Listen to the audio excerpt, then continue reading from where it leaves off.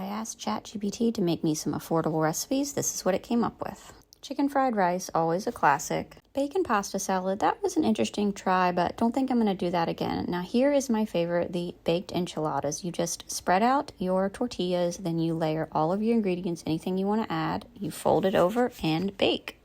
I make these every week now. It's so easy. Next, we have the always affordable ramen pad thai, very tasty, cilantro, and add in your veggies, whatever you want. Then I just asked it to make me a stew. I had some leftover ingredients with some turkey, various lentils.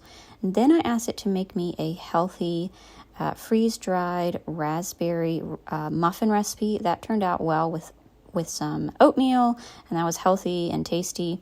Then I asked it for a recipe for potatoes here, and so this was like a bacon au gratin potato. It just sort of melted together. I did layers of bacon and cheese and milk and cream, and that turned out pretty well. It did take a while to bake, and I just served it over some green beans for a little bit more vegetable there, and that was tasty.